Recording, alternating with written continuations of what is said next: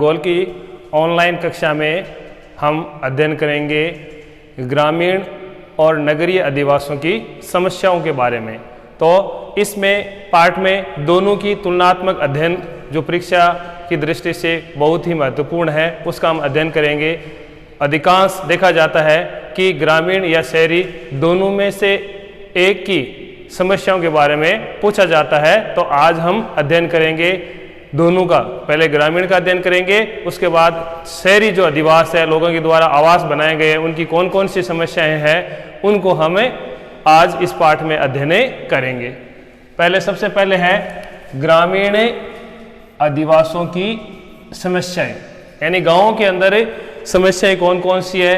सामान्यतः ग्रामीण अधिवासों में निम्न समस्याएं दृष्टिगोचर होती है। पहली है आवागमन के साधनों का अभाव। ग्रामीण अधिवासों में देखते हैं कि सार्वजनिक स्थलों पर पहुंचने के लिए या एक गांव से दूसरे गांव में जाने के लिए वहां जो पर्याप्त संसाधन है वो नहीं मिलते हैं। ग्रामीण अधिवासों तक पहुंचने के लिए सार्वजनिक परिवहन साधनों का अभाव होता है, व्यक्तिगत साधन ही उपलब्ध होते हैं। इसलिए साधन रहित लोगों के सामने आवागमन एक गंभीर समस्या है, यानी एक जगह से दूसरी जगह आने जाने में समस्याएं उत्पन्न हो जाती है। कई गांव तो हमें ऐसे देखने को मिलते हैं जिन गांवों में बसें जाती तक नहीं है। लोगों को या तो उन जगह पर पैदल जाना पड़ता है या अपने स्वयं के जो साधन है, वाहन है, उनके द्वारा ही वहां जाया जा सकता है। दूसरा पॉइंट है स्वच्छ पेयजल का अभाव। वर्तमान में पेयजल की समस्या ग्रामीण अधिवासों में विकराल रूप धारण करती जा रही है। इससे यहाँ के निवासी कई बीमारियों के शिकार हो जाते हैं। हम देखते हैं ग्रामीण क्षेत्रों के अंदर लोग हैं वो कच्चे जो कुंड बने होते हैं या तालाब या जोहड़ बने होते हैं उनके पानी का सेवन करते हैं या उनके पानी का उपयोग करते हैं, जिससे वो कई प्रकार की बीमारियों से ग्रसित हो जाते हैं, जैसे टाइफाइड है, हैजा है, पेचिस है आदि। फिर है स्वास्थ्य सेवाओं का अभाव।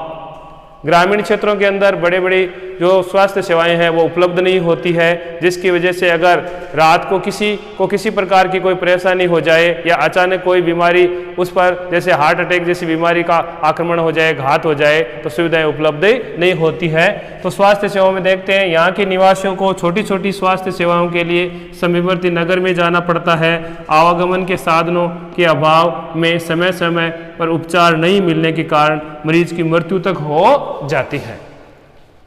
फिर आगे समस्या में विद्युत आपूर्ति का अभाव। ग्रामीण अधिवासों में नियमित व पर्याप्त विद्युत आपूर्ति का अभाव होता है। इससे दैनिक एवं कृषि कार्यों में बाधा उत्पन्न होती है। कई जो ग्रामीण क्षेत्र ऐसे हैं जहां अभी तक बिजली नहीं पहुंच पाई है, जिसकी वजह से लोगों को बहुत सारी परेशानियों का सामना करना पड़ता है। रोजगार के अवसर नहीं होना। यहाँ रोजगार के अवसर नहीं होने से 3 प्रकार की बेरोजगारी, पूर्ण बेरोजगारी, यानी गांवों में रोजगार के साधन नहीं होते हैं, जिसकी वजह से लोग पूर्णतः बेरोजगार होते हैं।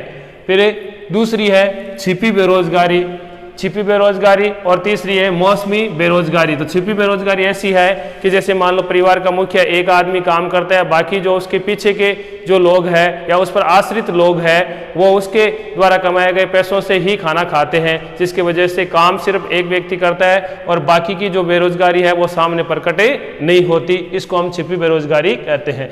मौसमी बेरोजगारी पाई जाती है, जैसे मान लो 4 महीने बारिश हो गई, 4 महीनों में लोगों ने खेती कर ली और फिर जैसे ही बरसात ऋतु चली गई उसके बाद वो लोग खाली हो जाते हैं और केवल गांव में इधर उधर घूमते हैं या बातें करते रहते हैं या हर जगह पर यही चर्चा होती रहती है बस कि हम क्या करें क्या न करें। इसको हम मौसमी बेरोजगारी कहते हैं।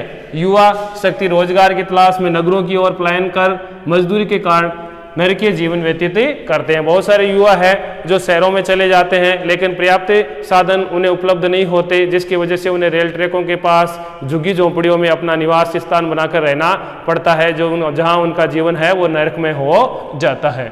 फिर है सूचना तकनीक व दूरभाष सुविधाओं का अभाव। इनके कारण ग्रामीण अधिवास सूचना तकनीक एवं इंटरनेट से नहीं जुड़ पाते हैं, जिससे छोटे छोटे कार्यों के लिए उन्हें समीपवर्ती कस्बा या नगर में जाना पड़ता है। इस प्रकार धन और समय का दुरुपयोग होता है। देखते हैं आजकल के पास के जो छोटे छोटे गांव हैं उन्हें अपने समीपवर्ती जो कस्बे है या शहर है वहां आकर ई मित्र वालों से अपने काम करवाने पड़ते हैं, जहां वो अपनी मनमर्जी से फीस लेते हैं, साथ में उनके जो समय है वो बर्बाद होता है और आवागमन के लिए पैसे भी उन्हें खर्च करने पड़ते हैं। फिर है उच्च एवं तकनीकी शिक्षा संस्थानों का अभाव। ग्रामीण क्षेत्रों के अंदर उच्च एवं तकनीकी शिक्षा उपलब्ध नहीं होने से अधिकांश युवक और युवतियों को प्राथमिक और उच्च प्राथमिक माध्यमिक उच्च माध्यमिक शिक्षा के बाद अध्ययन करना बंद करना पड़ता है। देखते हैं कि अधिकांश जो ग्रामीण क्षेत्र के लोग हैं वो केवल 10वीं या 12वीं कक्षा करने के बाद अपने गांव में ही रोजगार के लिए इधर उधर काम करने लग जाते हैं या शहरों की तरफ आकर्षित होते हैं, और उच्च शिक्षा प्राप्त करने के लिए लड़कियों को तो बिल्कुल भी नहीं भेजा जाता है। फिर है नगरीय अधिवास। अब लेते हैं हमें नगरीय अधिवासों की समस्या। ये थी अपने ग्रामीण अधिवासों की समस्या। अब इनके विपरीत जो है वो है नगरीय अधिवासों की समस्या। अब अत्यधिक जनसंख्या घनत्व एवं नगरों का बढ़ता आकार। शहरी जो क्षेत्र है वह जन घनत्व बहुत ही ज्यादा है। अपने दिल्ली जैसे महानगर है वहां तो 4-4, 5-5 हजार व्यक्ति प्रति वर्ग किलोमीटर में निवास करते हैं। एवं कृषि क्षेत्रों में मशीनीकरण, शिक्षा का विकास और ग्रामीण क्षेत्रों में जनसंख्या वृद्धि के कारण रोजगार की कमी होने से युवा शक्ति रोजगार की तलाश में नौकरियों के लिए नगरों में बसने लगी है। ग्रामीण क्षेत्रों में जब रोजगार के साधन उपलब्ध नहीं होते हैं तो लोग शहरी क्षेत्रों में आकर बसे जाते हैं, जिसकी वजह से शहरों की जो जनसंख्या और जनघनत्व है वो बढ़ जाता है। फलस्वरूप नगरों का आकार व जनसंख्या घनत्व तीव्र से बढ़ रहा है। नगरीय भूमि की अधिक कीमतें बढ़ने से लोगों को छोटे छोटे आवास में रहना पड़ता है। अब शहरी क्षेत्रों में हम देखते हैं कि छोटी छोटी जो दुकानें हैं या मकान हैं उनके बहुत ज़्यादा पैसे लिए जाते हैं और कीमतें बहुत ज़्यादा बढ़ने की वजह से लोगों को छोटे छोटे मकानों में जीवन यापन करना पड़ता है। यातायात भार बढ़ने से सुबह और सायंकाल आवागमन बाधित होता रहता है, जिसकी वजह से दुर्घटनाओं का अनुपात बढ़ रहा है। अकेले भारत में ही 1981 में 9 महानगर थे जिनकी जनसंख्या वर्तमान में 53 हो गई है। यानी पहले मात्र केवल 1981 में 9 थे, जो बढ़कर आज कितने हो गए? 53 हो गए। इस तरीके से देखा जा रहा है कि जो शहरी क्षेत्र है वहाँ जनसंख्या बढ़ती ही जा रही है। 2005 में विश्व में 438 महानगरों के स्थान पर वर्तमान में इनकी संख्या 600 से अधिक पहुंच गई है। इस तरीके से हम देख रहे हैं कि शहरों की जो जनसंख्या है वो बढ़ती ही चली जा रही है। फिर दूसरी समस्या है गंदी बस्तियों का प्रादुर्भाव, यानी शहरी क्षेत्रों में लोग अधिक जाकर बसते हैं रोजगार की तलाश में, और ग्रामीण क्षेत्रों से गए हुए लोगों के पास ना तो उनके पास इतने पैसे होते हैं कि वो किराए का मकान ले सके और ना इतनी सुविधाएं होती है कि वो कहीं रह सके, इसलिए वो अपनी झुग्गी झोंपड़ियां बनाते हैं और वहीं निवास करते हैं। नगरों में जनसंख्या तथा घनत्व में वृद्धि से आवासीय भवनों की कमी से गंदी बस्तियों का प्रादुर्भाव होने लगा है, यानी गंदी बस्तियां बनने लगी है। औद्योगिक और व्यापारिक महानगरों में तो एक छोटे से कमरे में पूरा परिवार रहता है, यानी उसी परिवार में वो लोग खाना बनाते हैं, उसी में नहाते धोते हैं और उन्हीं में वो सभी सोते हैं। महानगरों के धीरे धीरे गंदी बस्तियों का आकार बढ़ता जा रहा है। देखते हैं कि मुंबई जैसे महानगर में धारावी नामक जो बस्ती है, जो कच्ची बस्ती सबसे बड़ी विश्व की कच्ची बस्ती के रूप में गिनी जाती है, वहाँ अगर आम समस्या देखें तो लोगों को ना तो वहाँ पर्याप्त प्रकाश मिलता है, ना खाने की सुविधा है, ना पीने की सुविधा है, ना शिक्षा और चिकित्सा की व्यवस्था है। ये बस्तियां प्रकाश, वायु एवं स्वच्छ पेयजल की सुविधाओं से वंचित है। मुंबई में लगभग 10% लोग गंदी बस्तियों में निवास करते हैं और 60% लोग सड़कों पर रात गुजारते हैं, यानी सड़कों पर भी लोगों को रात गुजारनी पड़ती है। तीसरी समस्या में देखते हैं पर्यावरणीय प्रदूषण, यानी पर्यावरण प्रदूषण। नगरीकरण के कारण नगरों में अनेक प्रकार की पर्यावरणीय प्रदूषण की समस्या बढ़ती जा रही है। उद्योगों की चिमनियों से निकलता काला जहरीला धुआं, बाधित परिवहन के कारण वाहनों से निकलता हुआ धुआं और वायुमंडल को प्रदूषित करता जा रहा है। आज हम देख रहे हैं कि बड़े बड़े शहरों के अंदर बड़ी बड़ी जो फैक्ट्रियां लगी हुई है, बड़े बड़े उद्योग धंधे लगे हुए हैं, उनकी चिमनियों से निकलने वाला धुआं है और वाहनों से निकलने वाला धुआं है वो पूरे दिन भर वातावरण को प्रदूषित करता रहता है, जिसकी वजह से मानव और पशु के साथ वनस्पति पर भी कुप्रभाव पड़ता है। प्रदूषित वायु से हृदय, श्वसन, नाड़ी तंत्र, मानसिक स्वास्थ्य और त्वचा संबंधी रोगों में अत्यधिक वृद्धि हुई है। टोक्यो में तो वायु प्रदूषण इतना हो गया है कि व्यक्ति को बीच में कृत्रिम ऑक्सीजन लेनी पड़ती है। जैसे अपने पहले एसटीडी बूथ बने होते थे, उसी प्रकार वहाँ ऑक्सीजन लेने के लिए आजकल वहाँ बूथ बने हुए हैं, ताकि व्यक्ति 5 या 10 मिनट के बाद या आधे घंटे के अंतराल के बाद 2 मिनट वहाँ रुकता है, फिर श्वास लेता है और फिर आगे अपना कार्य करता है। भारत में दिल्ली, मुंबई तथा कोलकाता में कुछ वर्षों में ही वायु प्रदूषण दुगना हो गया है, यानी वायु प्रदूषण बहुत ज़्यादा बढ़ता चला जा रहा है। फिर चौथी विशेषता में समस्या में देखते हैं उपभोक्ता वस्तुओं का उच्च मूल्य। शहरों में कोई भी जो उत्पाद है जो दैनिक जीवन में हम काम में लेते हैं, उनके मूल्य बहुत ज़्यादा चुकाने पड़ते हैं। जैसे है दूध, घी, फल, सब्जी आदि समवर्ती ग्रामीण क्षेत्रों से आते हैं और दूर दराज से लाने से परिवहन व्यय, दलाली, मुनाफा वसूली से ये पदार्थ महंगे होने से उच्च मूल्य पर उपलब्ध होते हैं। जो ग्रामीण क्षेत्रों में दूध है 30 या 35 रुपये मिलता है, वो शहरों में जाते ही 40 से 50 रुपये हो जाता है। अब खाद्य पदार्थों में मिलावट, शहरी क्षेत्रों में हम देखते हैं कि एक आम समस्या बन गई है। लोग हैं वो खाद्य पदार्थ है उसमें मिलावट कर देते हैं। जैसे लाल मिर्च है, उसके अंदर जो ईंटों का चूर्ण है वो मिला देते हैं।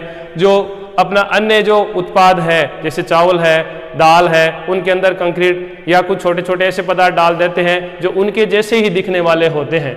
नगरों में व्यापारी अधिक लाभ कमाने के लिए खाद्य पदार्थों में मिलावट करते हैं। मिलावटी भोजन व सामग्री नागरिकों के स्वास्थ्य पर प्रतिकूल प्रभाव डालती है और नागरिकों को अनेक बीमारियों का सामना करना पड़ता है। चौथी विशेषता में अपराधों का बढ़ता स्तर। ग्रामीण क्षेत्रों में रोजगार की तलाश में नगरों में आने वाली जनसंख्या में पुरुषों की संख्या अधिक होती है, यानी पुरुष लोग अधिक काम करने के लिए आते हैं, जिसमें नगरों में लिंगानुपात का संतुलन बिगड़ जाता है, यानी वहाँ स्त्रियों की संख्या कम और पुरुषों की संख्या अधिक देखने को मिलती है। परिणाम स्वरूप अपहरण, दुष्कर्म, हत्या जैसी घटनाएं बढ़ जाती है।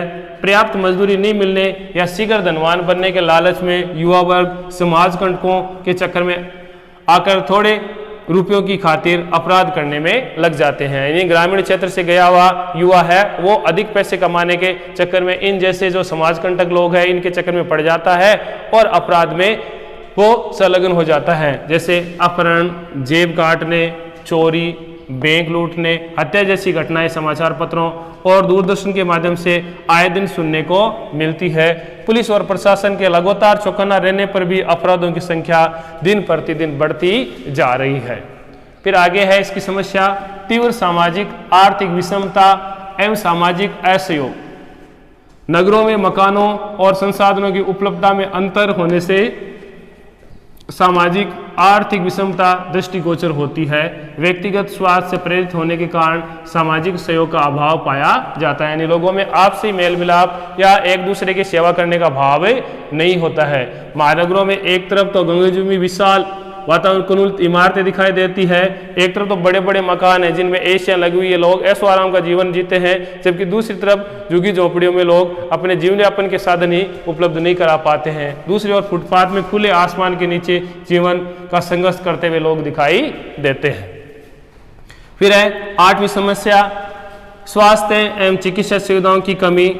नगरों में जनसंख्या वृद्धि के कारण प्रदूषण बढ़ने से नागरिक रोगग्रसित हो जाते हैं। जनसंख्या के अनुपात में चिकित्सा और चिकित्सालयों की कमी पाई जाती है, यानी लोगों की जनसंख्या ज़्यादा है और वहाँ जो बनाए जाने वाले चिकित्सालय है वो कम है। निजी महंगी चिकित्सा की सुविधा आम जनता तक पहुँच से बाहर होती है, यानी साधारण जो लोग हैं या गरीब जो लोग हैं वो इन हॉस्पिटलों में अपना इलाज नहीं करवा पाते, जिसके वजह से बहुत सारे लोग हैं वो अकाल मृत्यु मर जाते हैं। इससे व्यक्तियों को समय से पूर्व चिकित्सा सुविधाएं उपलब्ध नहीं मिल पाती है। इस प्रकार आज हम देख रहे हैं कि शहरी क्षेत्रों में है वो समस्या है वो बढ़ती ही जा रही है, रुकने का नाम ही नहीं ले रही है। बाकी का अध्ययन इस पाठ का हम आगे वाले पाठ में